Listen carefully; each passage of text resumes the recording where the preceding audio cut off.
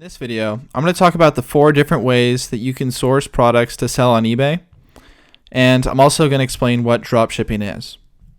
So there's 4 ways to sell products, and the first is the most common way, and that's to sell items you already own.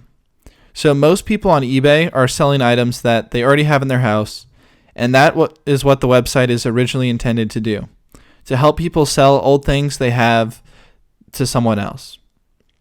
Now, eBay is often used to sell informational products, and this is most commonly seen with ebooks. So there are a lot of ebooks for sale on eBay, and there's actually a website that I use to source ebooks from called Floodle.net, and they have hundreds of ebooks with complete resale rights, so you could simply put them up on eBay.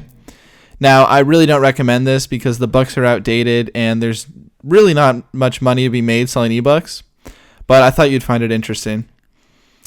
So then, after that, we have dropshipping and wholesaling. And as I mentioned in the last video, wholesaling is the real way to make money on eBay, in my opinion. Now, of course, selling items you already own is a great way to make money, but once you run out of products to sell, there's not much you can do.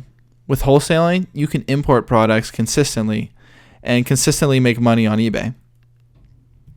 So now you might be wondering, what is dropshipping? Well, dropshipping is a model.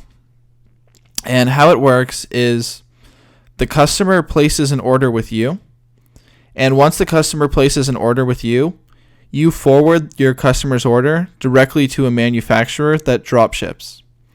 And once that manufacturer receives your order from your original customer, that manufacturer will ship their product directly to your customer. So what this means for you is the product goes directly from the manufacturer to your customer, and you never touch it. It also means that you get paid from your customer before you pay your manufacturer for the product. So you can see why this model is so attractive to a lot of people. But like I mentioned earlier, it is very, very hard to make money dropshipping.